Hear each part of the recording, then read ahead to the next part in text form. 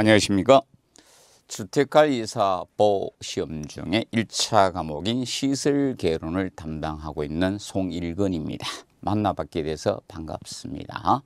자, 이 주택관리사 보시험은 여러분들이 주변에서 쉽게 볼 수 있는 아파트 관리소장님을 하는 그 자격증 시험이다, 이렇게 보시면 됩니다. 자, 그래서 가장 일반적으로 하는 것이 그 소장님이고요. 두 번째로 각 구청이나 지자체 공무원들을 두도록 법령에 규정하고 있어요. 그래서 나는 아파트보다는 공무원을 위주로 하겠다 이러시면 공무원 자리도 있습니다.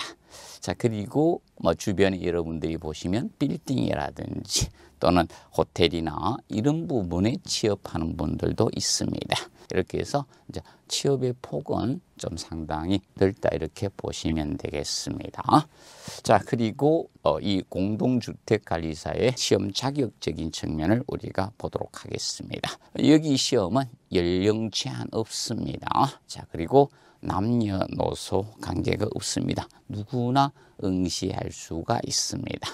그리고 앞으로 공동주택에 대한 범위는 넓어질 수밖에 없죠. 그래서 일단은 법령에서 정하는 기준은 공동주택 150세대 이상일 때 기본적인 의무 대상이 됩니다. 소장님을 채용하도록 규정을 하고 있습니다. 그럼 150세대 되면 웬만하면 큰 건물은 한 동이라도 되죠. 보통 기본 작은 일 때는 두 동 정도 되면 150세대 이상이 된다, 이렇게 보시면 됩니다. 자, 그러면 이 주택관리사 보시면서 이 시설개론 과목은 1차 과목에 해당이 됩니다. 그래서 1차 과목이 회계원리하고 시설개론 이 두 과목의 첫째 시간에 시험을 치고 휴식 시간을 두고 둘째 시간에 민법을 쳐서 이 세 과목이 1차 과목에 해당이 됩니다. 그리고 각 40점 미만 없이 40점 이상 받고 평균 60점이면 합격을 하게 됩니다. 1차는. 그러면 2차 시험은 보통 상대평가가 됩니다. 보통 2차 기준은 깍 40점 미만 없이 평균 60점 이상부터 고득점 순서로 합격을 시킨다라고 규정은 하고 있습니다. 자, 그런데 예를 들어서 2,000명을 선발을 한다라고 가정을 하겠습니다. 그러면 2,000명을 선발하는데 평균 60점 이상이 넘는 사람이 없으면 합격 점수 밑으로 내려올 수가 있습니다. 그래서 57.5가 걸릴 수도 있고 이렇게 되는 겁니다. 그래서 일단은 선발 순서에 들어가면 됩니다. 그래서 최근에 상대평가로 들어가고 나서도 여러분들 어렵지 않았습니다. 충분히 1차만 하시면 2차는 합격하는 형태로 많이 됩니다. 자, 그리고 정년이 없는 자격증이니까 여러분들이 누구나 해서 노후에도 봉급이 다운되는 걱정 없이 할 수가 있습니다.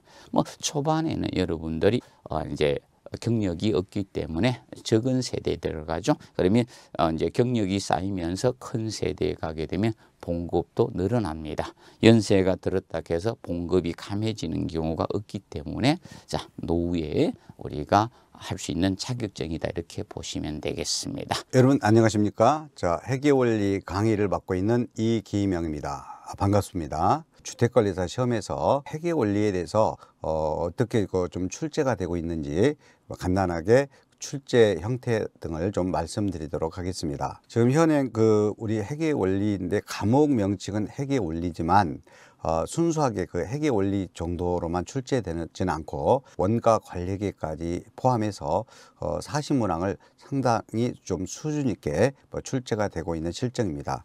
그리고 그 과거에는요, 우리 기업액의 기준에 따라서 문제가 출제가 됐습니다. 근데 오늘 현행 주택관리사 시험에서는 그런 기업액의 기준에 따라서 출제되지 않고 그 국제회계 기준이 있어요.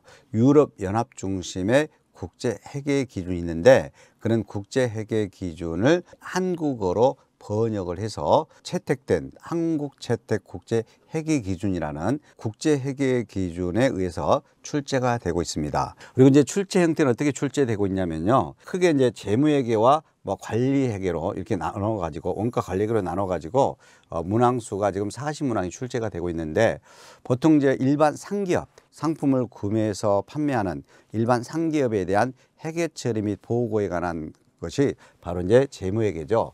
그 부분에서 우리 32문항이나 출제가 되고 있습니다. 80%가 출제가 되고 있고, 그 다음에 이제 제조업에서 제품 생산해야 되잖아요. 그러면 제품 생산비 계산, 이걸 이제 원가회계라고 그래요. 그리고 요즘은 그 특수 주문 수락 여부 등 이러한 의사결정 부분까지 시험 문제가 출제가 되고 있네요. 그것이 이제 관리회계라고 그래요. 그래서 제품 생산비, 원가 부분, 그 다음에 관리적 의사결정, 주문 수락 여부 등 관리적 의사결정인 이 관리회계 부분까지, 그래서 원가 관리회계 부분에서 8문항이 출제됩니다. 근데 이 회계원리는 좀 다른 과목에 비해서 좀 특징이 있어요. 민법이나 또는 뭐 다른 뭐 관계 법령 등 이런 거에 비해서 우리 회계원리는 계산 문제가 많이 출제된다는 겁니다. 계산 문제가. 그래서 계산 문제가 전체 40문항 중에서요, 24문항 정도, 많게는 28문항 정도, 한 60%에서 70% 사이로 이렇게 계산 문제가 많이 출제됩니다. 그리고 또 계산 문제 중에서도 특히 원가 관리회계 8문항은 거의 다 100%가 계산 문제로 출제가 되고 있고, 특히 그 원가 관리회계 계산 문제는 상당히 지금 계산 문제가 좀 어려워지기도 하고 있습니다. 그리고 그 특정한 부분에 치우치지 않습니다. 이 재무회계 32문항도 재무회계 전 분야에서, 원가 관리회계 8문항도 전반에서 고루고루 출제가 되고 있습니다. 고루고루 출제가 되고 있고, 계산 문제가 많이 출제가 되다 보니까 그 주어진 시간 안에 모두 풀기가 힘들어요. 그래서 다 풀지 못하고 시험을 보는 수험생들이 많이 있습니다. 많이 있어요. 이런 걸 좀 잘 활용을 해야 됩니다. 거의 대부분 응시생들을, 수험생을 보면 비전공자가 많아요. 비전공자다 보니까 영어부터 좀 생소해요. 영어부터. 여러분들이 이제 이 회계원리를 준비할 때 기초부터 차근차근 해야 돼요. 차근차근 하지 않으면 잘못되다가는 이 회계원리에서 과락이 나와요. 그렇지만 이 차근차근 기초부터 준비하고 자꾸자꾸 반복적으로 출제될 수 있는 그런 문제를 반복적으로 준비를 해 주시면 오히려 또 회계원리가 높은 점수를 또 얻는 그런 수강생들도 종종 있습니다. 종종 있어요. 자, 그러면 이렇게 지금 출제가 되고 있는데 여러분들이 어떻게 이제 준비해야 되느냐? 아무리 우리가 어렵게 출제된다 하더라도 우리 주택관리사는요, 공인회계사나 세무사처럼 그런 회계 전문가가 아닙니다. 그래서 회계 전문가가 아니기 때문에 그냥 그 회계에 대해서 일반적인 원리를 잘 이해해야 돼요. 일반적인 원리를 잘 이해하고 관리 책임자로서의 실무에 적용할 수 있는 기본적인 소양 지식을 묻는 시험입니다. 폭넓게 이론을 통해서 원리를 이해하고 계산 문제를 반복적으로 좀 풀어주신다면, 잘만 여러분들이 활용하면 오히려 더 다른 민법 등에 비해서 더 고득점할 수도 있는 그런 과목이 되겠습니다. 계산 문제라고 해서 상당히 복잡한 그런 계산 문제가 아니다. 그냥 뭐 더하거나 빼거나 해당되는 것을 합산하거나 이런 형태의 문제로 출제가 된다는 것.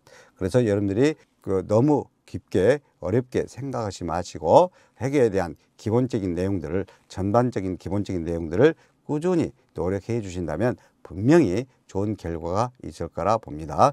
여러분들 수고 많으셨습니다.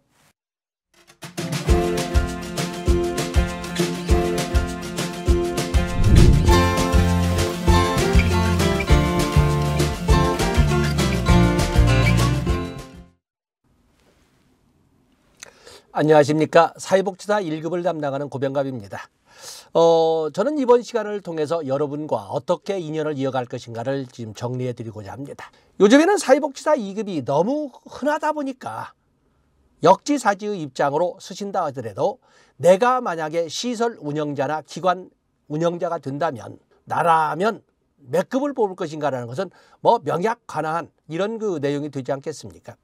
저는 여러분에게 교양으로 어쩌면 학교에 있는 제도권 교육에도 이끌어가는 사회복지학을 강의하자 하는 것이 아니라 여러분에게 사회복지사 1급, 그것도 국가자격시험의 합격의 길을 제시하고자 하는 것입니다.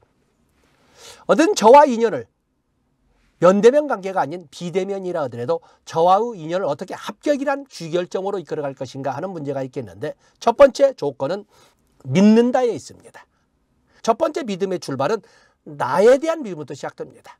여러분 스스로의 믿음, 그리고 저도 믿어주셔야 됩니다. 그리고 이 강의를 하는 이 고병갑이라는 사람의 강의록도 믿어주셔야 됩니다. 다음에 두 번째 요건은 버리셔야 됩니다. 많은 수험생들이 어디에서 그 많은 자료를 가져오는지 모르는데 참 자료는 참 그득그득하게 가지고 있습니다. 직설적으로 한다면 많은 자료는 결국에 시험 직전에 약 한 달 사이에 엄청난 스트레스를 야기할 것이고 다크서클의 면적을 한 10배 정도 늘어놓을 거예요. 버리시면 합격합니다. 여러분들이 가지고 있는 자료는 여러분들이 수석을 목적으로 한다면 문제가 다르지만 설사 수석을 목적으로 한다고 해도 8개 과목 중에 한 과목 정도에서 한 문제가 더 나올 수 있는 정도일까 말까 합니다. 여러분의 목적은 뚜렷해야 됩니다. 첫 번째 믿는다, 두 번째 버린다, 세 번째 뚜렷한 목적이란 말을 제가 살을 붙였지요. 목적이 있어야 됩니다. 목적을 뭘로 할 것인가? 공부한다? 아니죠. 수석한다? 아니죠. 목적은 합격한답니다. 합격은 몇 점이에요? 각 교시별 40점 이상, 전체 평균 60점 이상이면 합격이지 않습니까? 그 방법론으로 우리는 이끌어갈 겁니다. 그걸 믿고 따라와 주시고 욕심내지 않으시면 뭐 100% 합격이십니다. 자, 여러분들 보시면 1급은 1교시에는 인행사와 그리고 조사로 되어 있는데 1교시는 기선제압용 시간입니다. 너무 기선제압용이다 보니까 건망질까 두려워서 거기에 난제로 설정한 것이 이영역 사회복지 조사를 놓은 거죠. 인행사에서는 출제 영역이 25문제 중에 인문의 영역, 소위 인간 발달에 대한 개념이나 원리 등을 포함해서 2문제, 그리고 이론 기초, 프로이드로부터 시작해서 에릭슨, 아들러, 융, 피아제, 또 스키너, 또 그럼 반두라, 또 로저스, 메슬로 이런 학자들의 연구를 중심으로 해서 10문제 전후, 9문제에서 11문제. 다음에 발달 기초라고 하는 태아기로부터 시작해서 태아기, 영아기, 유아기, 학령정기, 학령기, 청소년기, 청년기, 중년기, 노년기에서 이런 발달 단계를 그대로 답습해 가면서 10문제, 9문제에서 11문제. 그리고 우리가 환경이라고 표현하는 이런 영역에서 한 2문제 내지 3문제. 그렇게 해서 25문제를 채우는 거예요. 그중에 이것은 보고 갑시다. 이것은 보고 갑시다를 할 거거든요. 그런데 시험을 보다 보면 보고 가자는 것도 바로 눈앞에 있는데 왠지 빼놓고 간 그 옆에가 자꾸 신경 쓰이거든요. 버리시면 됩니다. 버리시면 무조건 고득점이고, 그리고 사회복지 조사를 해서 주눅 들어서 쫄아들 개수를 충분히 인행사에서 채워줄 겁니다. 다른 교시에서 개수 가져올 것 없이 인행사에서 기선제압하고 그리고 2교시에 대한 함정을 충분히 메꾸고도 건너갈 수 있거든요. 1교시는 그렇게 공부하시는 겁니다. 2교시는 개수 확보용 시간입니다. 2교시는 실천론, 실전기술론, 지역사회 복지론도 있는데 실천론과 실전기술론은 상당히 교집합 부분이 많아서 여러분들이 공부하기가 쉽습니다. 그래서 실천론에서 실천의 개념이나 실천의 기술로서 관계의 원칙, 또 그러면 과정에서 각각 한 문제씩 나오는 소위 접수, 자료 수집, 사정, 계획, 개입, 평가, 각각 한 문제씩 나오는 그런 6개의 과정론. 또 그러면 면접의 특징에서 면접에서 나오는 면접 기법이라고 하는 실천 기법, 적어도 5문제. 그리고 나서 나오는 사례관리 기본 3문제. 이런 등으로 해서 이렇게 해서 50문제가 나오는 실천론과 실천기술론에서 그런 영역에서 이미 절반 이상이 아니라 50점을 가지고 가는 겁니다. 거기에다가 실천기술로서 나오는 많은 실천 모델이 등장하죠. 개별 사회사업의 실천 모델로서 나오는 앞에 뒤에 다 뺀다 하더라도 소위 심리사회 모델, 개입기법, 또 그런가 하면은 행동 수정 모델, 또 문제 해결 모델 뭐 이런 등등 있지만 그것도 뺀다 하더라도 과제 중심 모델, 위기 개입 모델, 역량 강화 모델, 이런 모델로만 하더라도 거기에서도 기본 4문제를 가지고 가는 겁니다. 그리고 집단 사회사업에서 나오는 모델도 있죠. 집단 사회사업은 출제 비중이 적으니까 강의를 줄이게 될 거예요. 그리고 나서 로스만을 대표하는 지역사회복지론에 가서 지역사회복지에 관련돼서 약 50점을 우리가 확보를 하게 되는데, 그렇기 때문에 실천론과 실전기술론에서 먼저 소위 개수를 확보하고 지역사회 복지로 해서 설사 단위를 높여서 함정을 파놨다 하더라도 지역사회 복지를 가지고 떨어져 봤다는 사람은 한 번도 본 적이 없습니다. 가장 어렵다고 하는 3교시 3영역, 1영역 정책론, 2영역 행정론, 3영역 법제론. 사실은 어렵다기보다는 3교시는 점심 먹고 설사 점심시간을 갖지 않는다 하더라도 체력 소모가 너무 큰 마지막 시간이기 때문에 눈이 겸손해지잖아요. 생각이 멍해지면서 눈이 슬슬 감기면서 뻔히 아는 것도 생각이 안 나. 뻔히 아는 것도 자꾸 비껴가. 이런 것들. 그래서 특히 3교시에서 그중에 3영역 법제로는 함정이 많아요. 착시하는, 숫자 가지고 장난치는 이런 것이 상당히 많이 나오거든요. 여러분들이 저희를 믿어주시고 굳이 다른 자료나 교재를 욕심내지 않으신다면 이 우리의 강의만 가지고도 여러분들은 충분히 내가? 라는 표현을 할 정도로 개수를 확보하시게 될 겁니다. 저의 강의를 선택해 주신다면 이 사회복지사 1급에 대해서는 어느 누구에게나 오히려 여러분이 멘토가 되어서 이 인도를 하는 이런 위치에 다다르게 될 겁니다. 여러분들은 무조건 사회복지사 1급에 도전하셔야 되고 당연히 합격하셔야 되고 그리고 앞선 어떤 적어도 3년이나 4년 후에는 팀장의 지위에서 실천 현장에 활동하고 계셔야 될 겁니다. 좀 더 구체적이고 상세한 내용은 본 수업을 통해서 여러분에게 제시할 것이고 어쨌든 다시 처음으로 믿어주시고 버리시고 뚜렷한 목적, 합격이라는 목적을 절대로 잊어버리시면 안 됩니다. 여기까지 하겠습니다. 고병갑이었습니다.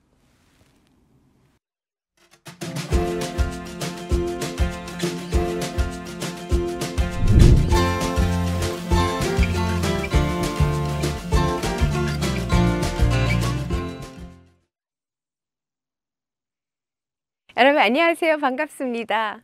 저는 여러분과 같이 사회복지사 1급 시험 공부를 진행할 고인숙입니다. 이 시간에는 사회복지사 1급 OT라는 이름을 빌어서 여러분께 인사를 드리고자 합니다. 사회복지사 1급을 준비하신 여러분, 시험에 어떻게 하면 합격할까 늘 걱정이 있으실 거예요. 그렇지만 이 시간에는 어떤 문제가 나왔고 어떻게 핵심적으로 어떤 구체적인 내용을 다루는 건 아니고 사회복지사가 이렇고 저랑 같이 어떤 방식으로 공부를 하면 좋겠다라는 걸 제언드리는 시간입니다. 그래서 사회복지사에 대해서 한번 1급에 대해 살펴보도록 하겠습니다. 우리가 시험은 전략이에요.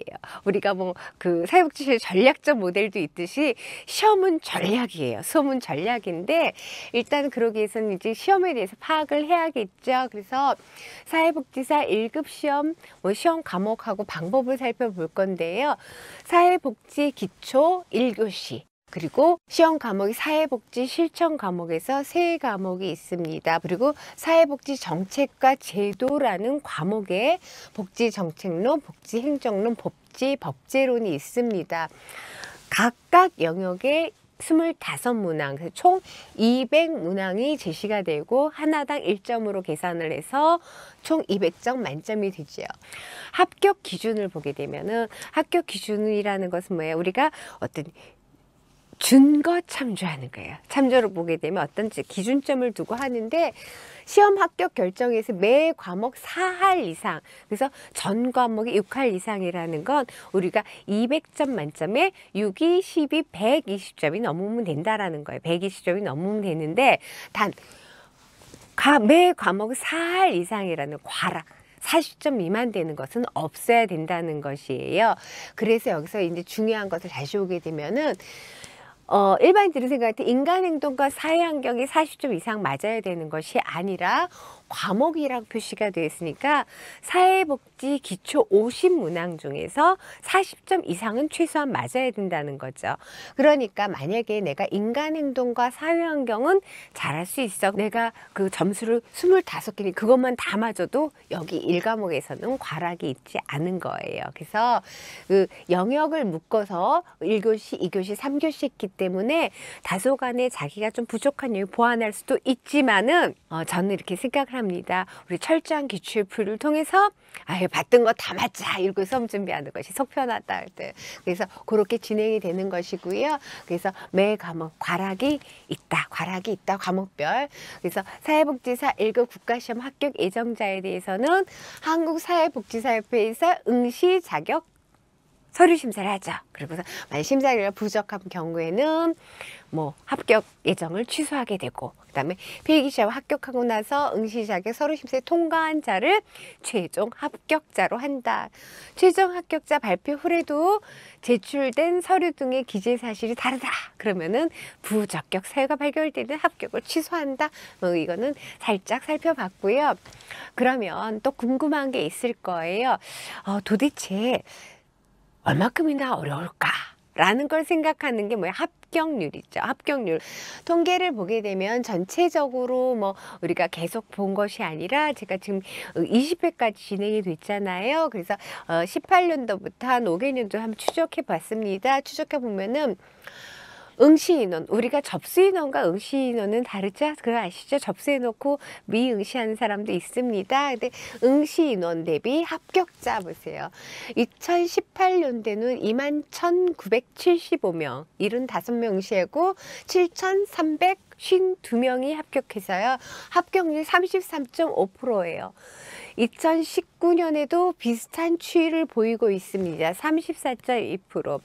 2020년에 18회 시험에서는 25,000여 명이 응시해서 8,000, 역도 32.9% 이렇게 했어요. 우리가 유의 수준 안에 있다 이렇게 봐야 되나요? 근데 2021년을 보시면요. 합격률이 굉장히 급상했어요. 그러니까 문제가 좀 쉬웠다 이렇게 볼 수가 있어요. 그래서 내가 이때 봤으면 하는 거 있지만 걱정하지 마. 30% 뽑아도 내가 그 안에 들어가면 되고 10% 합격률로 내가 그 안에 들어가면 되겠죠. 그래서 근데 2021년 19회 때는 거의 배수의 합격률이 되니까 사실 난이도 조정에 실패했다 이렇게 볼 수가 있습니다.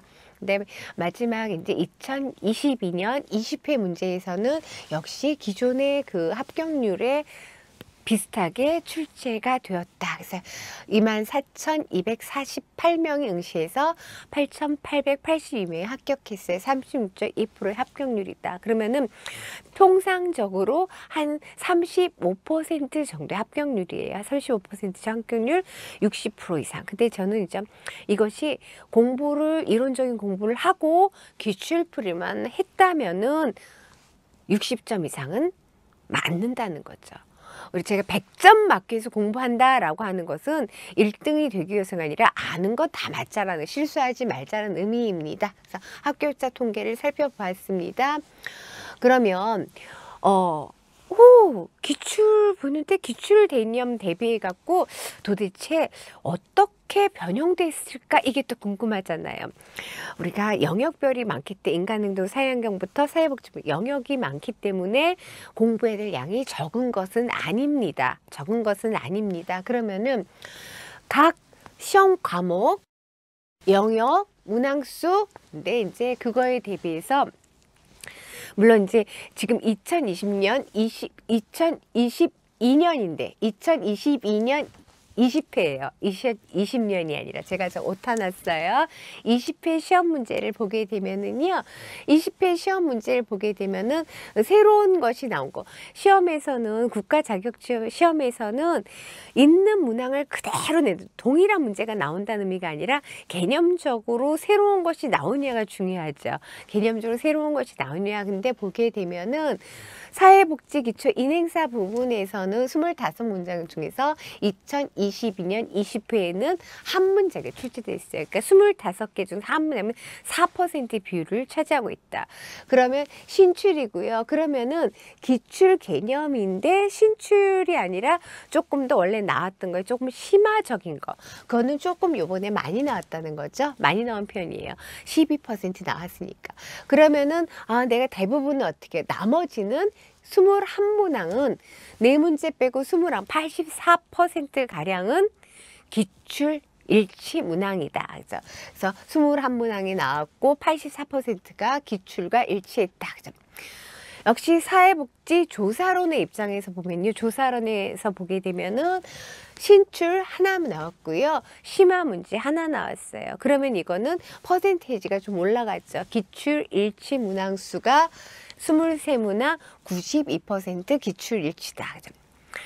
사회복지 실천론도 역시 신출 한 문제, 그 다음에 심화 한 문제 출제돼서 사회복지 조사론과 마찬가지로 92% 일치를 보이고 있습니다.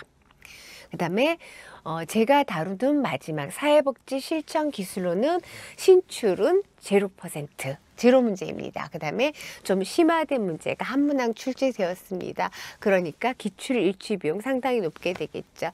그리고 이제 또 다른 고병관 교수님 다루는 거는 이제 뭐 지역사회 복지론이라든가 사회복지 정책론, 복지행정론, 뭐 복지법제론 이렇게 해서 법 같은 경우에도 좀 심화 문제가 나오기도 하고 이렇게 시출이 나오기도 했었죠. 그래서 그렇게 되면 지금 보면은 전체적으로 8개 영역, 세 과목 8개 영역에 의해서 보면은 기출 일치 문항수가 200문항 중에서 178문항이에요. 퍼센테이지라면 거의 90% 육박합니다. 그러니까 이 이야기는 뭐냐? 수험은 전략이다 그랬어요. 전략을 어떻게? 전략은 기출을 분석하는 것부터 시작해야 된다. 그러니까 교수자는 여러분들이 기출을 다 분석하기는 어렵습니다. 왜? 시간적으로 마음적으로 안 되니까. 그래서 교수자 자체가 어떻게 기출을 머릿속에 갖고 교재를 만들고 기출을 갖고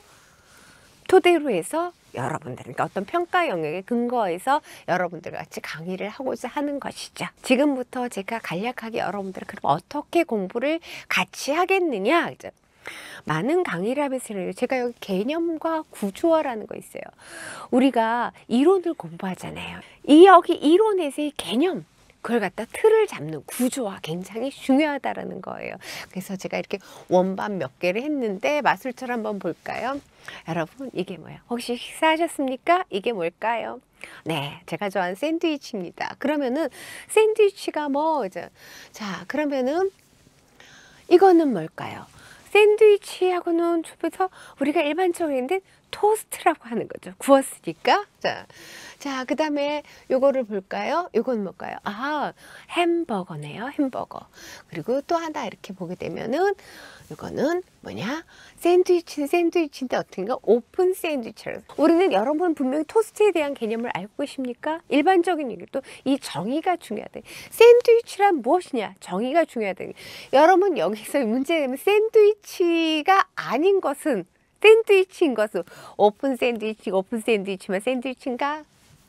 자, 토스트도 샌드위치 종류라는 거예요. 우리는 토스트라고 했는데 분명히 잘 알고 있는 이렇게 그 용어들 자체도 분명한 개념이 이론을 공부할 때 중요하다는 게 처음에 개념 잡는 것이 중요하다.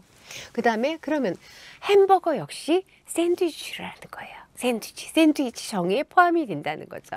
그러면은 당연히 오픈 샌드위치라는 거예요. 그래서 개념을 명확히 하는 것이 중요하다. 그래서 교수자가 전달자가 그렇게 해줘야 된다는 거. 어떤 개념을 명확하게 전달하고 구조화해서 전달하는 것이 효율적인 공부를 하는데 도움을 주는 방법이다라고 생각합니다. 그런 걸 설명하는데 제가 이론을 갖고 와서 하면 재미가 없을까 봐 이렇게 그림을 갖고 온 거예요. 물론 여기서 인간 행동과 사회 환경의 인지 행동 모델을 구조화해주는 보여주면은 더 확 와닿으실 수도 있지만은 제가 강의 중에 그렇게 진행을 할 것입니다. 그래서 이론에서 개념을 명확하게 아는 것부터 중요하다. 처음부터 깊숙이 안다는 게 아니라 어떤 전반적인 개념을 갖고 구조화시키는 학습을 하도록 같이 노력하겠습니다. 제가 재현하고자 하는 건 다 한 거예요. 그러면 합격을 하기 위해서는 개념 구조하는데 어떻게 할 것인가? 저는 그래요. 효율적인 공부죠. 우리가 여러 차례 1년에 한 번 보는 시험 몇 차례 봐서 몇 년을 썩혀버릴 수는 없습니다. 쉽고 빠르고 정확하게 전달하도록 하겠습니다. 때로는 말이 빨라갖고 뭔 소리지 이럴 수 있지만은 교재에 그 기출에서 다루는 문장들을 충분하게 넉넉하게 제시해두고 있습니다. 그걸 갖다 쉽고 빠르고 정확하게 전달하도록 하겠습니다. 포인트 뭐야? 수험은 전략이다라고 있어요. 그러면 전략을 짜려면 어떻게 해요? 대상 기출이 예상 문제다. 철저한 기출 분석을 통해서 간다라는 거죠. 그리고 요거는 예상하는 거예요. 우리는 60% 이상 맞으면 돼요. 합격하기 위해서는. 그렇지만 60%를 위해서 공부하지 말자라는 거죠. 왜? 기출 보니까 아까 거의 90% 이상의 기출이 나왔는데 왜 60점은 맞아요? 그냥 편안하게 80점, 90점 맞자고요. 그러려면 어떻게 해요? 기본적인 것을 잘 다루는 것이 중요하다. 개념 구조와 잘 틀을 잡게 되면. 그렇다면은 우리가 가장 중요한 건 뭐예요? 이렇게 비대면 상태로 만나는데 어떤 강의를 슬쩍 듣기만 하는 것이 아니라 여러분들이 강의 듣고 그 개념을 명확하게 내 것으로 만들기 위해서는 이렇게 편안하게 많이 처음에 많이 읽어보는 거 굉장히 중요합니다. 잘 해설을 듣고 그러면 제가 제언을 하죠. 우리 함께 전문적인 기출 분석을 한 전문가, 전문성을 가지고 여러분들의 열정, 여러분들의 패기, 저의 열정, 저의 패기, 그리고 함께 몰입하는 이것이 어떻게 톱니바퀴처럼 돌아갈 때 우리는 아싸 성공하겠죠. 그래서 이 시간에는 사회복지사 1급 OT라는 명목을 빌어서 여러분께 인사를 드렸습니다. 그렇다면은 여러분들과 함께 하기를 기다리면서 감사한 마음으로 이 시간을 마치도록 하겠습니다. 자세한 과목별, 영역별에 대한 것은 강의 진행할 때 충분히 같이 함께 하도록 하겠습니다. 고맙습니다.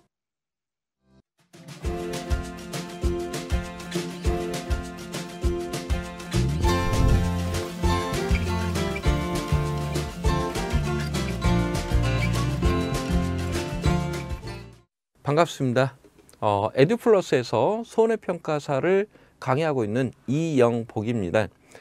손해평가사에 대해서 몇 가지 얘기하고자 하는데 여러분들께서 이 자격증을 이제 따시려고 준비하시는 분들 두 가지 문제에 대해서 가장 많은 고민들을 하고 있어요. 첫 번째는 이 자격증을 내가 땄을 때, 취득했을 때 과연 효용가치가 있느냐, 시간, 그리고 노력, 그리고 돈 이런 것들을 투자했을 때 투자할 만한 가치가 있는가? 이게 이제 첫 번째 의문점입니다. 지금 대한민국에 아주 많은 자격증들이 지금 존재를 하고 있어요. 막상 자격증 땄을 때 써먹지 못하는 자격이 대단히 많습니다. 손해평가사 같은 경우는 여러분들이 취득과 동시에 다른 조건 없이 자격증 하나만 가지고도 수익이 발생할 수 있는 자격이라는 거, 아마 많은 분들이 자격증을 준비하려고 마음먹지 않았나 싶어요. 그럼 과연 아무것도 모르는데 누가 나한테 일을 시켜줄 것이냐, 그리고 또 아무것도 모르는데 일을 시켜준다고 해서 내가 가서 이 일을 할 수 있느냐, 자격증만 땄지 실무 경력이 전혀 없다, 이런 걱정하신 분들이 있는데 여러분들이 합격하게 되면 지금 손해평가사 관련해서 협회가 2개가 있어요. 그런데 이 협회하고 이 농협하고 MOU를 맺어서 이 농협에서 어느 지역에 이 손해평가사가 몇 명이 필요하다라고 이 협회 쪽으로 연락이 오면 협회에서 회원들께 전부 다 그러한 내용을 공지를 하고 거기에 맞춰서 고르게 이 일을 분배를 하기 때문에 실제적으로 자격증만 있어도 일을 할 수가 있습니다. 그러나 취직 않고 그냥 협회 가입만 가지고도 일을 할 수 있고요. 두 번째, 내가 자격증 공부만 했지 아무런 실무 경력이 없다. 여러분들이 이제 협회 가입을 하시게 되면 협회에서 각각 이 업무가 진행되기 전에 뭐 예를 들어서 적과 후 착과수 조사를 한다. 그러면 적과 후 착과수 조사하기 보통 한 달에서 2, 3주 전까지 해서 이 각 지역별로 이 실제 현장에 가서 아직 그 해당 업무를 한 번도 해보지 않은 이 신규 이 합격자들에게는 그러한 교육을 전부 다 일일이 무료로 시켜주고 있어요. 그래서 본인의 의지만 있다면 이 실무에 관련된 이 협회 교육을 통해서 충분히 업무를 할 수 있는 수준까지 끌어올려주고 있으니까 그런 부분 전혀 걱정하지 마시고요. 그리고 과연 그럼 돈은 얼마나 될 것이냐. 협회에서 연락이 올지라도 이 업무를 나가고 안 나고는 본인 판단이에요. 그랬을 때 연락이 올 때마다 꾸준히 안 빠지고 이 나가신 분들, 그런 분들 같은 경우 1년에 한 100에서 120일 정도 이 업무를 진행을 했고 전체적으로 수익 금액이 약 한 3,500에서 4,000 정도 찍히더라. 그런 말씀들을 하고 계세요. 그러다 보니까 은퇴 이후라든가 아니면 가정주부, 뭐 또 젊은 분들 같은 경우는 이 손해사정법인에서 구인을 하는 그러한 경우가 있으니까 자격증 따면서 바로 일을 할 수 있다. 그리고 어느 정도의 이 소득을 올릴 수 있다 하는 부분은 굉장히 큰 메리트가 될 것 같습니다. 그래서 여러분들이 충분히 이 시간, 또 돈, 그리고 이 노력을 투자해 볼 만하지 않을까. 제 생각은 그렇습니다. 그리고 이제 두 번째 생각이 과연 이 공부가 어렵지 않느냐 이 얘기인데 1차는 상당히 쉽습니다. 1차는 사지선다형이기 때문에 큰 문제가 따르지 않는데 2차 같은 경우에는 이 주관식이에요. 그러다 보니까 대부분 2차에서 많이 떨어지고 있어요. 그런데 2차가 1과목, 2과목 이렇게 구분되어 있죠. 1과목하고 2과목을 구분해서 생각하시는 분들이 많은데 구분하지 말고요. 같은 내용입니다. 하나의 약관을 가지고 1과목에서는 계약 인수, 그래서 보험 가입할 때까지 어떤 절차를 거치느냐, 그리고 2과목에서는 가입 이후에 보험 계약한 이후에 혹시 사고가 발생을 하게 되면 여러분들이 이 손해평가사들이 가서 어떠한 방식으로 사고 조사를 하고 피해율을 어떻게 구해서 보험금이 어느 정도 나올 건지 이걸 산정하는 그러한 내용입니다. 그래서 이 과목은 주관식이다 보니까 이것만 주의하시면 돼요. 두 가지. 첫 번째, 자료를 많이 만들지 마세요. 각 출판사에서 나오는 이 모든 교재라든가 자료들이 어차피 학습서 내지는 업무방법서를 기반으로 하고 있습니다. 주관식 시험은 여러 자료를 다양하게 보는 것보다 하나의 자료를 반복해서 보는 게 훨씬 나중에 기억에 오래 남습니다. 그러니까 일단 자료 많이 만들지 말아라. 이거 하나. 두 번째는 궁금하면 떨어집니다. 궁금한 게 많으신 분들은 떨어져요. 지금 우리는 시험 보기 위해서 공부하시는 거지 어떤 학문적 연구를 하기 위해서 공부를 하는 게 아니기 때문에 궁금한 거 다 버리시고 궁금한 건 잠시 내려놨다가 언제요? 합격하시고 난 이후에 실무에 가서 궁금증을 풀어도 됩니다. 하지만 지금 현재 시험 공부하실 때는 궁금하더라도 또는 이 내용이 맞지 않더라도 어쩔 수 없습니다. 이게 농금원에서 발표한 내용이기 때문에 우리는 이 업무방법서를 기준으로 답을 쓸 수밖에 없으니까 지금 현재 내가 좀 궁금하고 하더라도 잠시 내려놨다가 나중에 현장에서 보시기 바랍니다. 서울에서 부산 가는 방법은 수도 없이 많아요. 하지만 제일 빠른 건 뭐예요? 요즘 같으면 KTX 타고 가는 게 가장 빠릅니다. 뭐 걸어서 간다, 뭐 어디 돌아서 간다, 이런 방법은 전혀 좋지 않은 방법이니까 그 두 가지만 하시면 여러분들이 시간 투자하신 만큼 충분히 합격 점수가 나오리라고 믿습니다. 지금 제가 현재 에듀플러스에서 이렇게 손해평가사 강의를 진행하고 있는데 여기 에듀플러스 쪽에 혹시 직접 전화하셔서 상담 받아보시고 그리고 우리 같이 공부하시고 그리고 나서 여러분들 뵙고 나중에 합격한 이후에도 여러분들과 현장에서 같이 만날 수 있는 그러한 기회가 됐으면 참 반갑겠습니다. 감사합니다.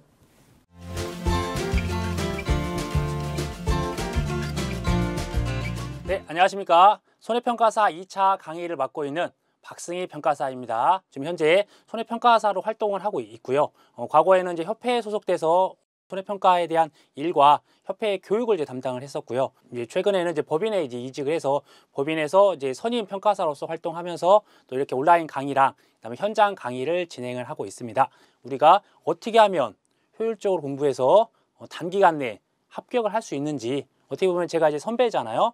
선배로서 후배분들, 사랑하는 후배분들이 많이 합격할 수 있게 공부를 함에 있어서 내비게이션, 어떤 지침, 북두칠성 같은 그런 것들을 이 시간에 안내를 해드리려고 합니다. 짧은 시간이지만 우리가 공부하는 데 있어서 방향을 어떻게 잡는지, 또 첫 단추를 어떻게 깨는지에 따라서 공부 시간이 길어질지 아니면 단기간 내에 효율적으로 합격할 수 있는지, 저를 믿고서 짧은 오리엔테이션을 통해서 이대로만 공부한다고 하면 반드시 합격을 할 수 있다라고 자신 있게 말씀드릴 수 있을 것 같습니다.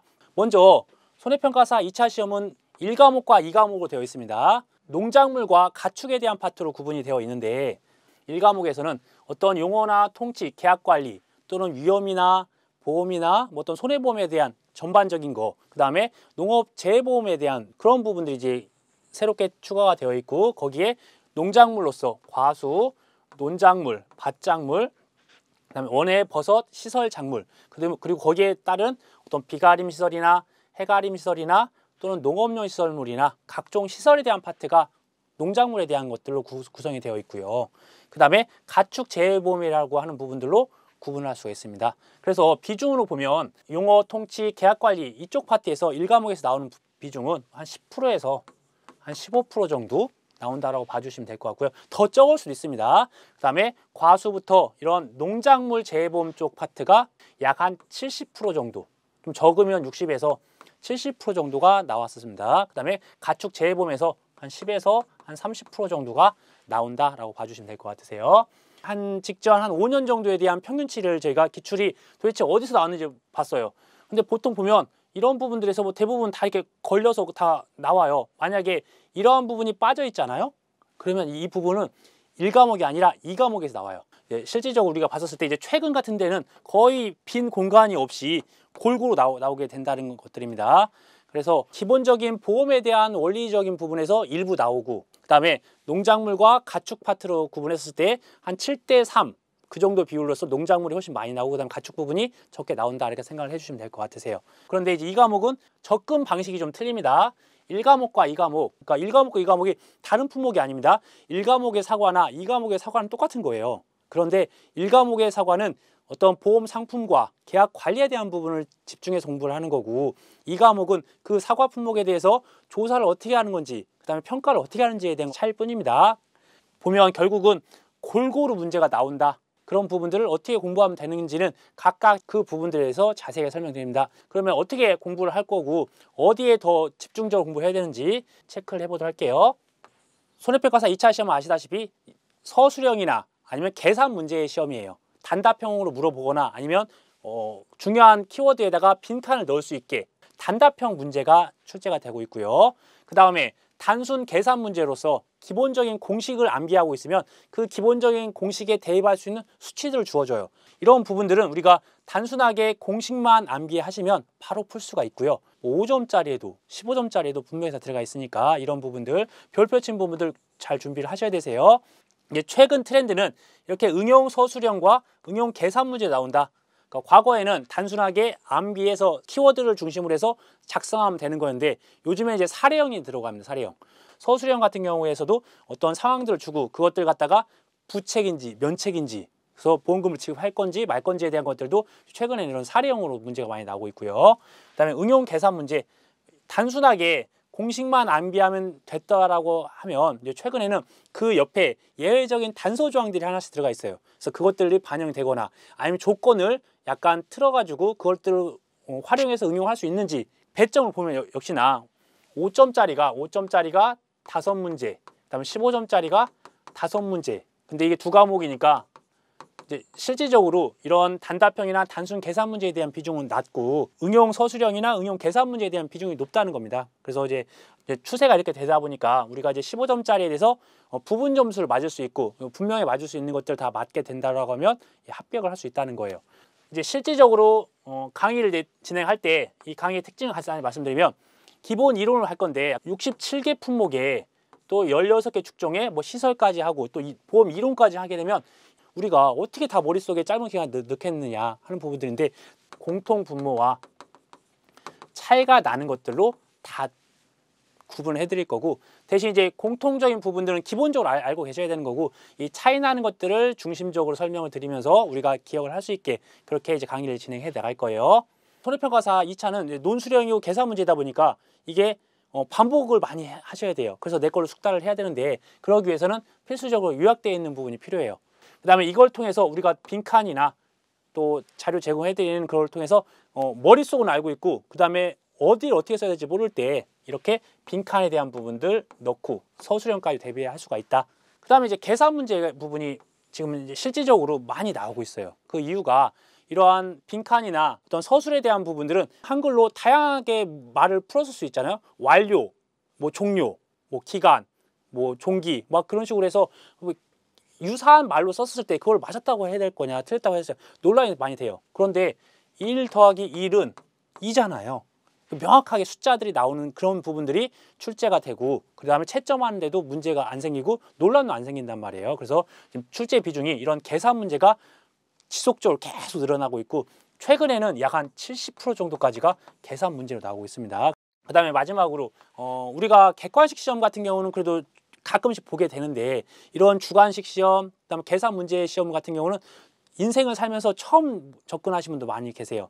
그래서 우리가 그 짧은 시간 안에 그런 부분들을 반복할 수 있는 방법들은 기출 예상 문제에 대한 것들을 습득을 하셔야 되고요. 그 다음에 실전 예상 문제, 내가 현장에서 시험을 보는 것 같은 그런 것들을 우리가 경험을 해보셔야 되는데 지금까지의 노하우나 그런 과정들, 합격을 하시고 불합격하셨던 분들에 대한 피드백들 다 받아서 만들어 놓은 이런 부분이 있어요. 그래서 이런 것들을 통해서 최종 점검을 하신다라고 하시면 여러분들이 저랑 같이 손해평가사로서 현장에서 반드시 만나지 않을까라고 하는 그런 생각을 하게 됩니다. 이제 본격적으로 손해평가사가 되기 위해서 핵심적인 내용들, 그 다음에 정말 효율적이고 시험에 나올 수 있는 부분들을 중심적으로 해서 수업을 진행해 보도록 하겠습니다. 네, 감사합니다.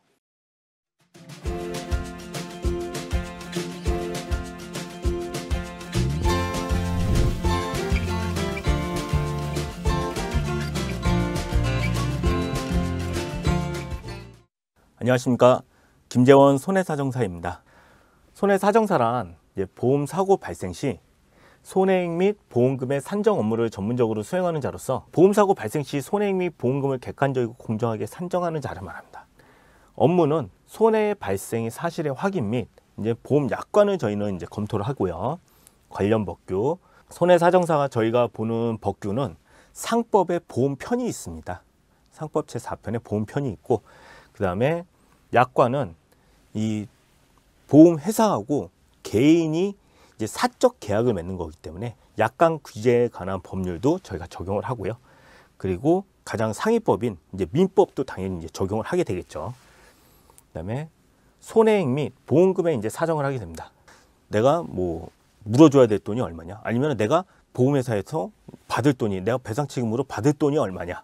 보험회사에서 이거 뭐 암 진단이라고 하는데 이게 정말 암 진단에 적정하냐, 그런 내용에 대해서 보험금 사정을 하게 되고요. 손해사정 업무와 관련해서 손해사정서도 작성을 하게 되고, 이런 내용을 좀 할 수가 있고, 그 다음에 손해사정 업무 수행 관련해서 보험회사에 대한 의견 진술, 손해사정사의 구분부터 좀 보게 되면 업무 영역으로 손해사정사의 종류가 4가지가 있습니다. 재물손해사정사, 재물손해사정사는 뭐 건물, 뭐 화재보험 뭐 이런 거고요.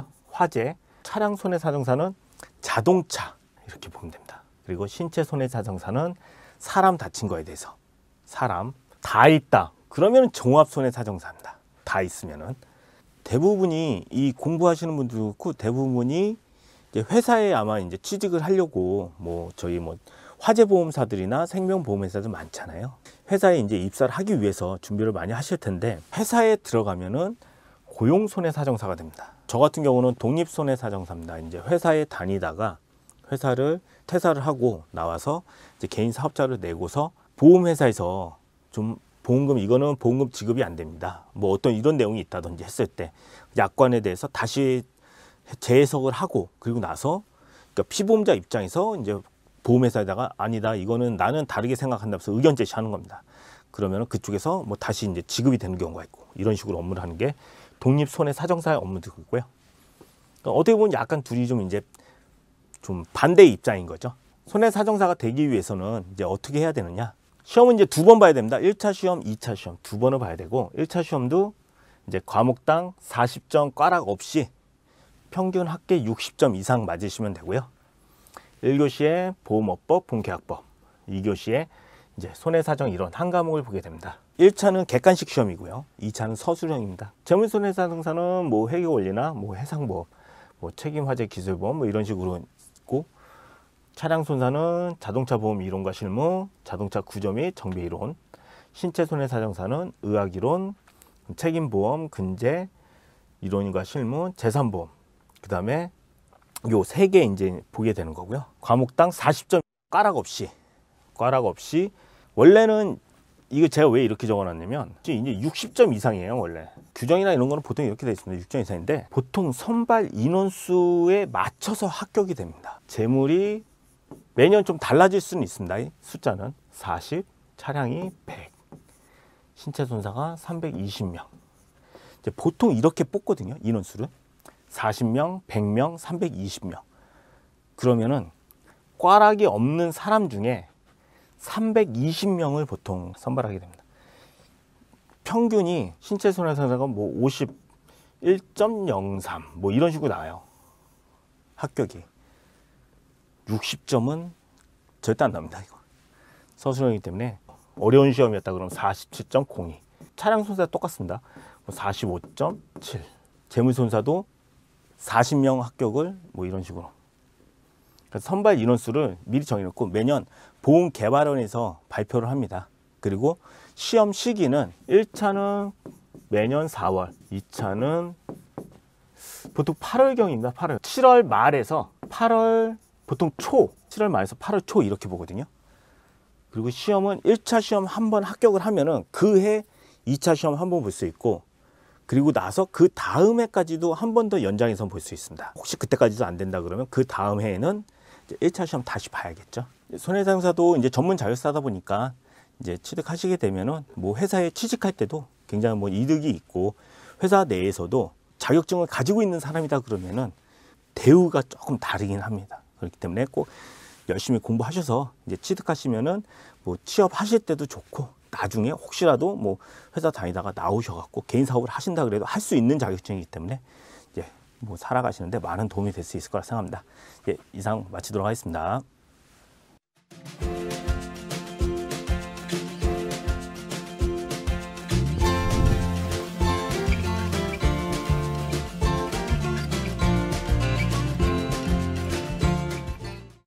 네, 여러분 반갑습니다. 정문영 강사입니다.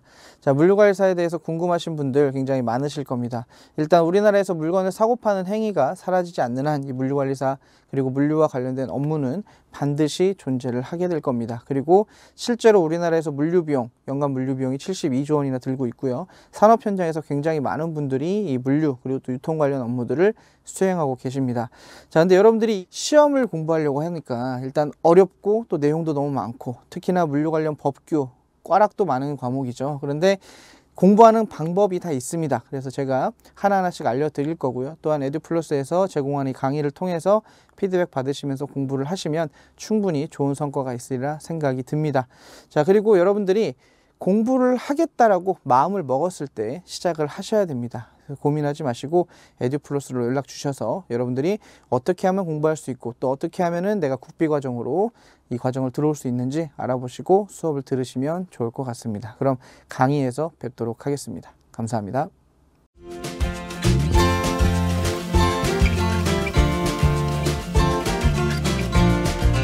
여러분 안녕하세요. 반갑습니다.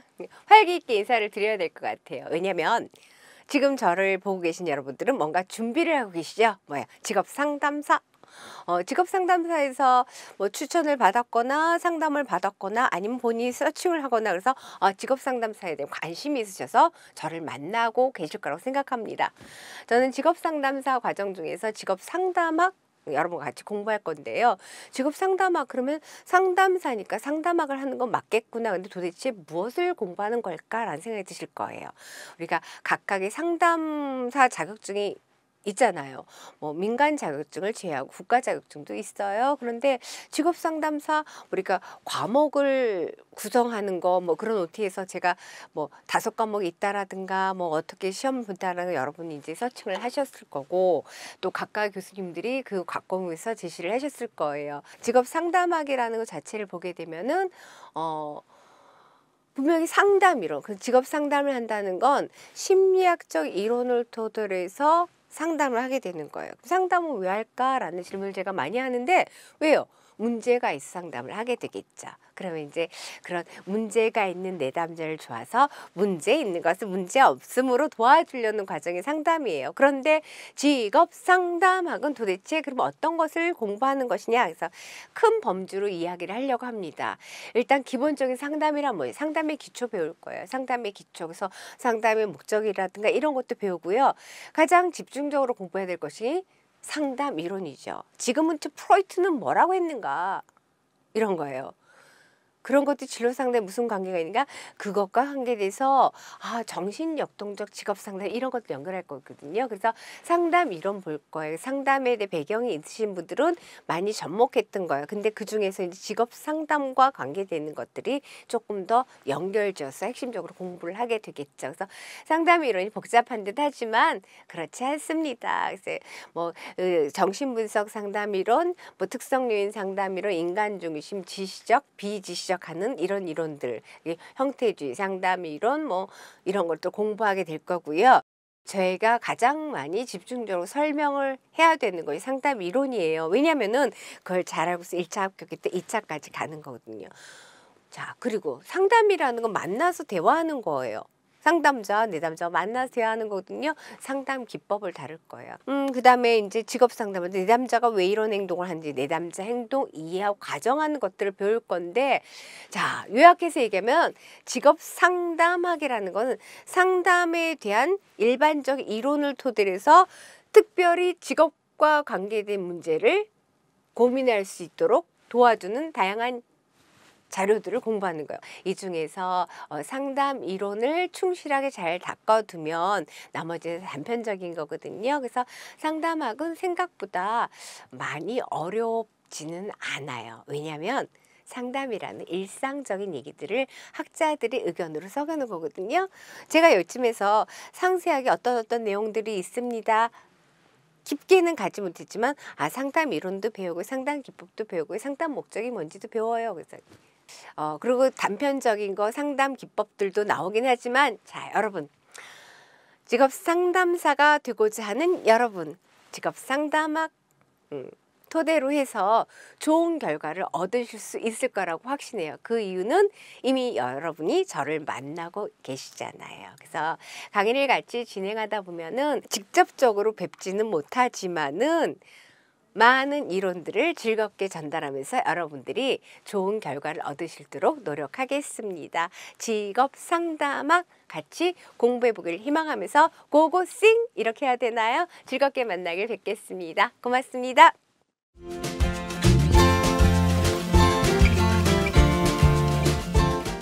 여러분 안녕하세요. 반갑습니다. 직업 상담사 관심 있으시죠? 저는 직업 상담사 과정 중에서 직업 상담학 강의하고요. 직업 심리학 여러분과 같이 공부할 거예요. 직업 상담학, 상담이니까 직업 상담학을 배우는 것 같은데 직업 심리학은 무엇일까?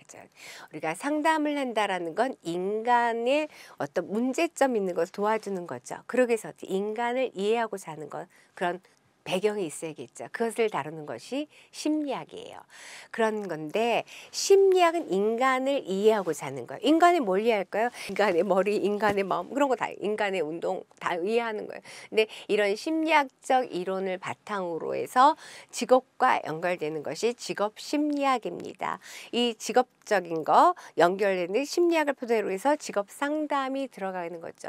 그런데 말입니다. 상담학과 심리학을 보게 되면 심리학을 조금 어려워하는 분들이 많아요. 왜냐하면 제 강의 중에도 그걸 많이 강조하는데 왜냐하면 심리학엔 낯선 용어들이 좀 많이 나와요. 그러면 직업 심리학은 무엇을 배우는 것인가?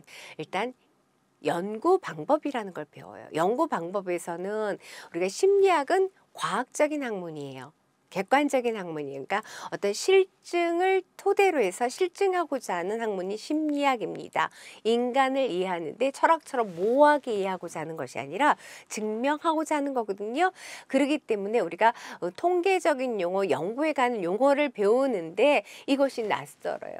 그러니까 낯서니까 우리 뇌에서는 익숙하지 않으니까 어렵다 생각하는데, 그래서 상대적으로 상담학은 익숙한 용어들이니까 덜 어렵고 심리학은 익숙하지 않은 용어들 어려워요 생각하는데 절대 어려워할 필요가 없어요. 나만 어렵냐? 나만 익숙하지 않는 것이 아니라 다른 사람도 익숙하지 않은 것이. 그래서 연구 방법에 관해서 배울 거예요. 상세하게 잘 설명해 드릴 거고요. 그리고 이제 우리가 심리학, 그러니까 인간을 이해하는데 어떻게 객관적으로 이해할 때 심리 검사를 많이 활용한다는 거죠. 심리 검사 무엇이고 어떠한 종류가 있고 이런 것 등을 배울 거예요. 요새 핫한 MBTI도 등장한답니다. 그죠? 그러니까 그런 것들을 정리할 거고요. 그리고 우리가 직업 상담이잖아요. 직업 상담사. 그러니까 심리도 어떤 직업적인 거, 진로 발달 이론이라는 걸 배울 거예요. 그래서 진로 발달 이론이라는 건 욕구나 가치나 흥미니 아니면 발달 단계 이런 것들을 많은 학자들이 등장해요. 그래서 좀 골치 아파하실 수도 있는데 연구법이나 심리 측정 도구에 비하면은 그냥 어떤 학자 그렇게 얘기했다더라요. 그걸 정리할 거니까 절대 두려워할 건 없고요. 그리고 직업 상담사, 직업 심리학인데 직무 분석이라는 걸 다루기도 하고요. 그리고 마지막 주제는 직무 스트레스를 받아요. 근데 너무나 감사한 게 우리 스트레스는 항상 나쁜 건 아니거든요. 스트레스 이걸 지금 얘기해도 이렇게 복잡한 건가 이런 생각 하시나요? 그러실 수도 있는데 그렇게 생각하신다는 거 오히려 좋은 효과예요. 적절한 스트레스가 우리한테 뿜뿜뿜 자신감을 주거든요. 자신감은 제가 좀 부연 설명하거든요. 그리고 적절한 스트레스가 있어야지만 성취가 일어나요. 적절한 스트레스가 없으면 성취가 잘 일어나요. 건강도 마찬가지라고 해요. 그런 것들도 다룰 거예요. 그래서 우리가 스트레스에 대해서 공부를 하지만은 우리한테 스트레스 별로 주지 않는 그런 내용도 다룰 거예요. 이렇게 다뤄서 잘 다루게 되면은 여러분들한테 갖게 될 게 뭘까요? 스트레스 없는 세상은 없어요. 하지만 합격의 기쁨을 누릴 거예요. 직업 심리학 즐겁게 공부를 하시면서 심리학적 관심도 조금 쌓아지는 그런 시간이 되기를 희망하겠습니다. 물론 따자따자 자격증 합격을 기원하도록 하겠습니다. 고인숙이었습니다.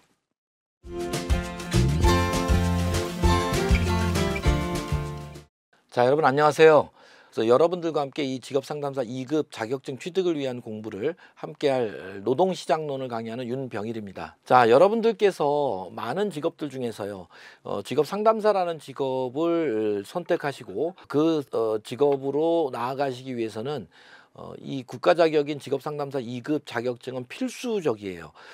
그래서 지금도 많은 공적기관이든 민간기업이든 직업상담 쪽에서 일을 하시기 위해서는 이 자격증 취득이 1순위고요.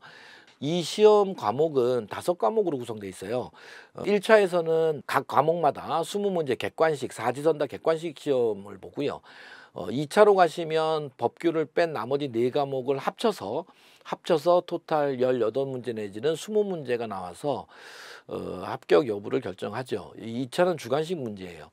자, 그런데 이 문제와 관련해서 여러분들을 제가 말씀을 드리려고 하는 건 여러분들이 이 시험을 준비하기 위해서 이제 처음 공부를 시작하면 좀 부담스럽긴 합니다. 왜냐하면 기존의 상담이나 심리나 또는 노동시장론, 노동법 이런 것들과는 거리가 먼 생활을 하셨던 분들이 굉장히 많습니다.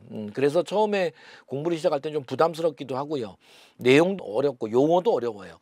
그런데 여러분들 걱정하실 거 없습니다. 우리 시험은요, 과목은 이렇게 배정이 되어 있어서 각각 생소한 과목일지 모르지만 저희 시험은 상대평가가 아니라 절대평가입니다. 그래서 과목별 과락, 40점 과락 없이 평균 60점만 넘으면 합격이에요. 그래서 100점을 맞아야 하는 시험은 아니다. 그래서 다만 합격을 위해서는 좀 넓게 공부를 하시되 그 깊이가 깊지는 않다.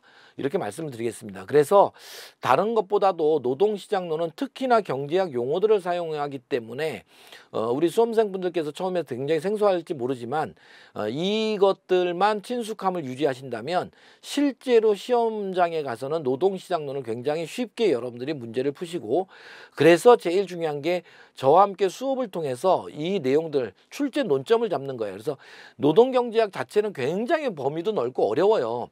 그러나 그걸 다 공부할 필요는 없습니다. 우리는 우리 시험에 출제되는 문제를 푸는 정도 수준에서만 필요한 지식과 정보를 가지면 돼요. 그래서 제가 시험에 나오는 출제 논점들은 다 정리를 하고 있으니까 제가 수업 중에 강조드리는 내용들, 외우라는 내용들, 이런 내용들만 여러분들이 잘 정리해서 수업을 들으신 후에 철저하게 복습을 좀 해주시면 노동시장론에서는 여러분들이 아주 좋은 점수를 얻으실 수 있다. 다시 한번 말씀을 드립니다. 그래서 노동시장론 자체를 단순 암기 과목이 아니라 좀 중요한 것들은 이해도 좀 해야 되고요. 그 다음에 예습도 해오실 필요 없어요. 복습 철저하게 하시면 되고요. 그래서 수업을 열심히 반복해서 듣고 그 내용을 내 것으로 만드는 과정을 갖게 되면 그러면 다 합격을 하십니다. 그래서 제 수업을 들었던 분들 중에서 1차 시험에서는 거의 떨어진 분은 없고요. 2차 시험에서도 일반 평균 합격률보다 높은 합격률을 보입니다.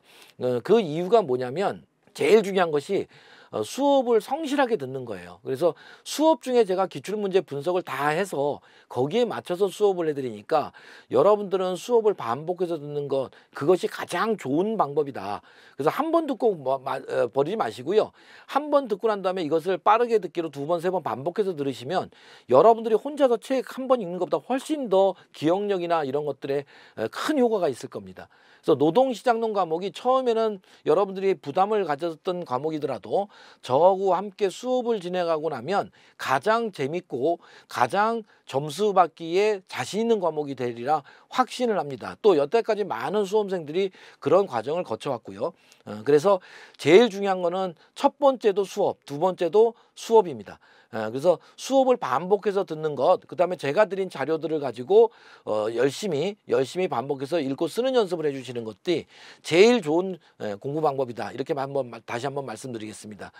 그래서 저와 함께 수업을 하는 동안은 가급적이면 집중해서 하시되 재밌게 제가 강조드리는 내용들 꼭 정리하시면서 공부를 해나시길 바라겠습니다.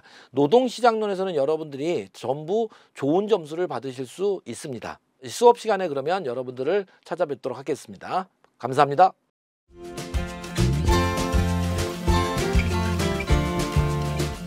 안녕하십니까? 예, 저는 직업상담사 그 시험 과정에 노동관계 법규를 강의하고 있는 유선용 노무사라고 합니다.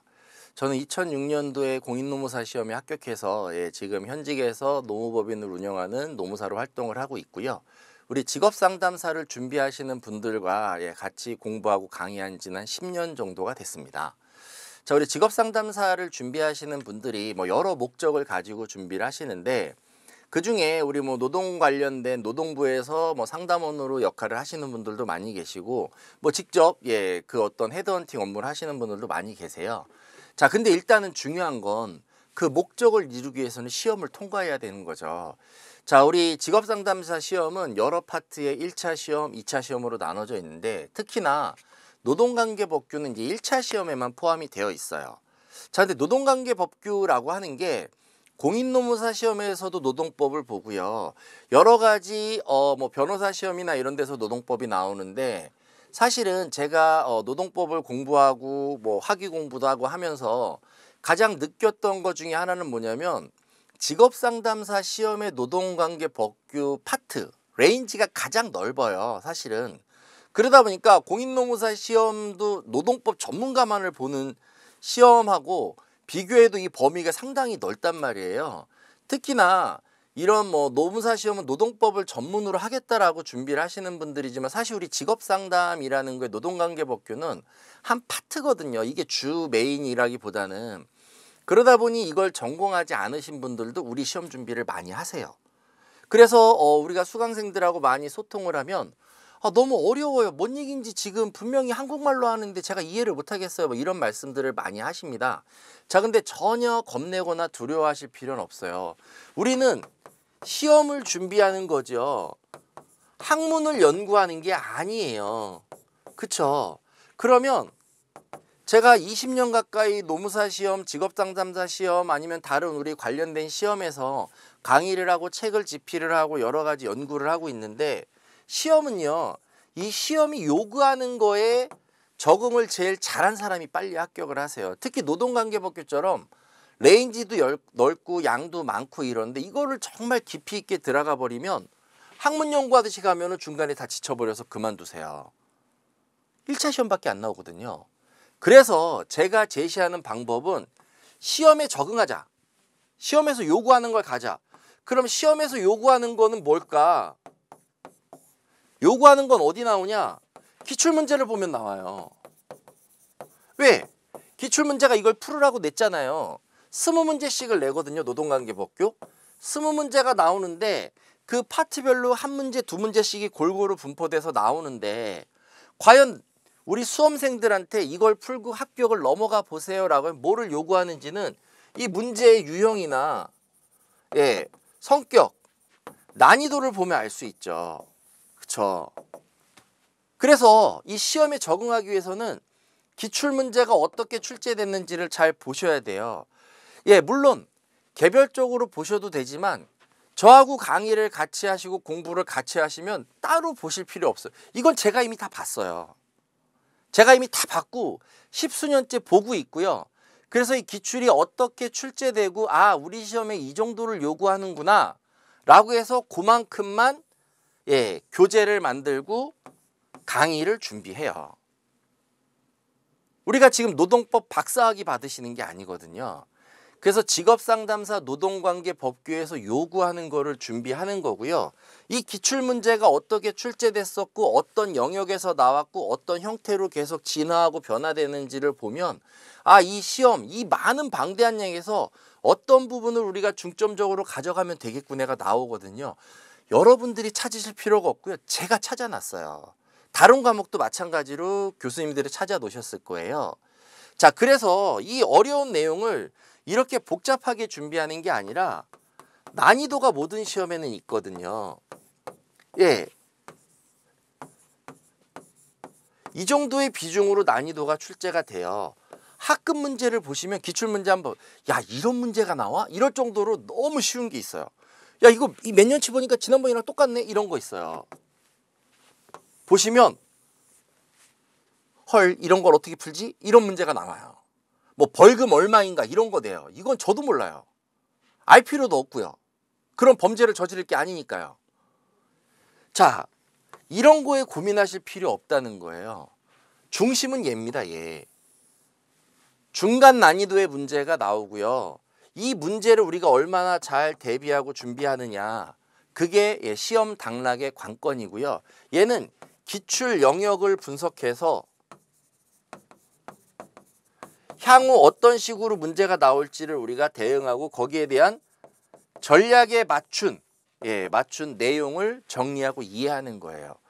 그래서 노동관계법규는 너무 어렵게 접근하는 게 아니라 기출에서 요구하는 내용들에 우리가 충실히 답을 줄 수 있는 준비, 그 준비를 제가 분석해서 강의를 만들고 기출문제 분석을 하고 그 다음에 교환을 만들어서 같이 공부를 하거든요. 그래서 여러분들이 직업상담사를 처음 준비하시는 분이시다. 노동관계법규 겁내지 마세요. 저랑 같이 제가 하자는 것만 잘 하시면 절대로 노동관계법규 때문에 떨어지지 않아요. 다행히 2차 시험에 논술로 쓰는 게 없기 때문에 가능한 걸 수도 있습니다. 자, 그래서 우리가 전략적으로 기출을 달달달 외운다고 될 일이 아니에요. 기출은 똑같이 나오지 않거든요. 하지만 얘가 어떤 거를 중요한 포인트로 짚어서 물어보고 있는지는 그래도 오래 준비하고 오래 공부한 제가 더 잘 알겠죠. 그래서 그런 부분에 대한 여러 가지 학습 방향을 알려드릴 겁니다. 그래서 우리가 기출문제를 한 번씩 미리 보시고 이래서 강사가 강의가 이렇게 진행됐구나라는 거를 좀 이해하실 수 있을 거예요. 그래서 여러분들 처음 준비하실 때 너무 큰 준비 대비보다는 하나씩 쌓아간다는 의미로 준비하시면 꼭 합격하셔서 본인들이 원하시는 바를 이루시리라고 보고요. 자, 노동관계법규는 시험 합격에 아무런 문제 없이 준비할 수 있도록 도움을 드리도록 하겠습니다. 그래서 모두 열심히 하셔서 좋은 결과 있으시기를 기원드리면서요. 이상 소개를 마치도록 하겠습니다. 감사합니다.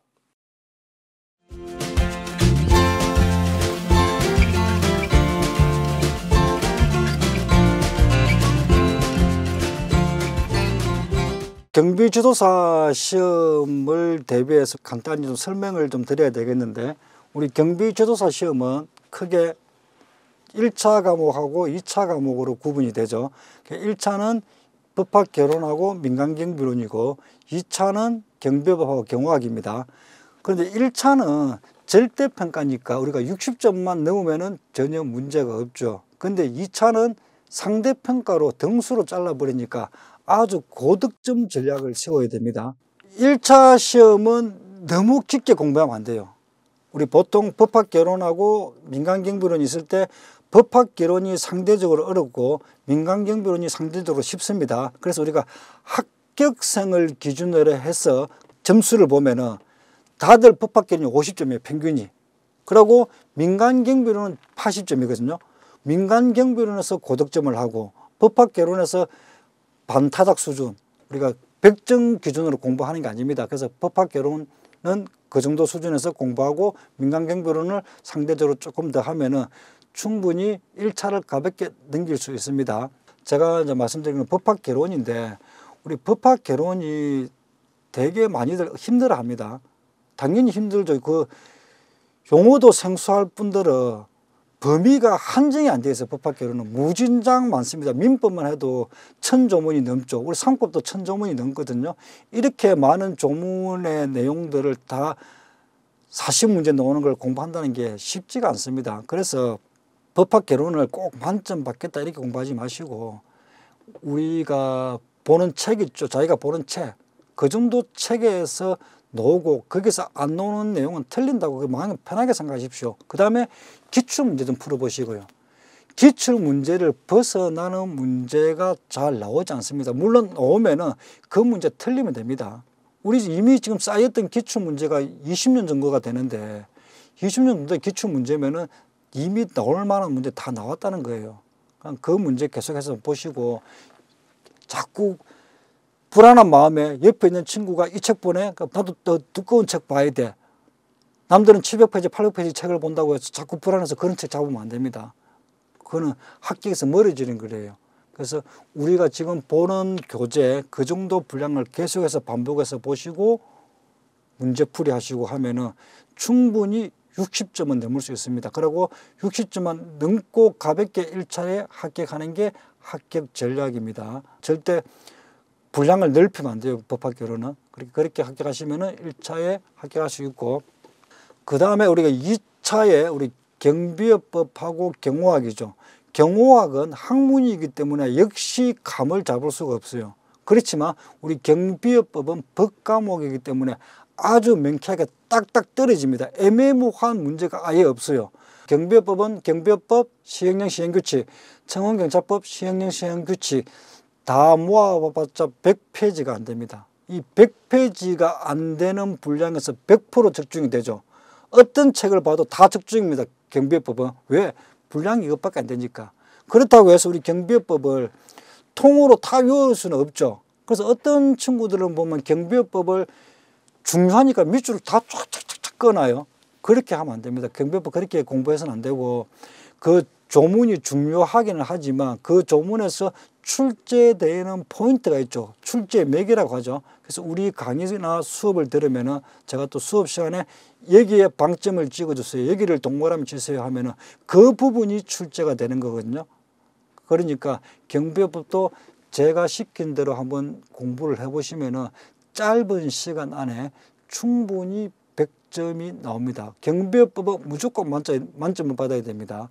우리 2차 시험에서 경호학을 만점 받는다기보다는 경비업법이 범위가 한정되어 있으니까 만점이 훨씬 수월합니다. 그러니까 무조건 경비업법 만점 전략으로 가시되 통으로 외우는 게 아니라 우리 수업을 듣고 교재를 보면서 제가 외우라는 내용 정도 위주만 외우시면은 경비업법은 충분히 만점을 받을 수 있습니다. 그 다음에 제가 종종 드리는 말씀이지만 우리 계획을 세워야 되고 교재를 단간화를 해야 되는데 우리 경호학은 경호학 교수님 말씀대로 따라가시면 되고, 우리 법학개론이나 경비업법 같은 경우에는 제가 이미 책에 단간화를 해놨으니까 별도로 단간화에 대해서 고민하지 마십시오. 고민하지 마시고 그 책만 들고 수험장까지 가면 됩니다. 법학개론, 경비업법 둘 다요.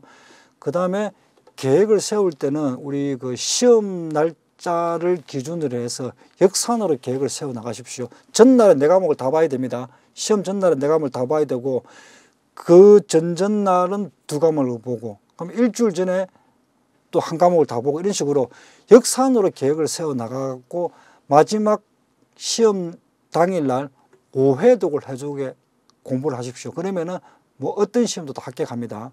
우리 뭐 지도사 정도는 충분히 합격할 수 있을 거고, 또 공부하실 때 힘들 때 항상 제가 말씀드리는 자신감을 잃어버리면은 시험 합격 못 합니다. 우리 군인도 그렇잖아요. 군인이 전쟁터에 나가는데 지금 이미 싸울 의욕을 잃어버리면은 그 전쟁터 나가나 마나죠. 나가면 무조건 지죠. 우리 수험생도 마찬가지입니다. 수험생도 나는 합격한다는 이 자신감을 가지고 공부를 해야지 끝까지 공부도 할 수 있고 시험장에 가서도 흔들리지 않고 시험에 합격할 수 있습니다. 그러니까 항상 지금부터 자신감을 가져주시기 바랍니다. 법학개론하고 경비법은 제가 시킨 대로 한번 해보시기 바랍니다. 예, 감사합니다.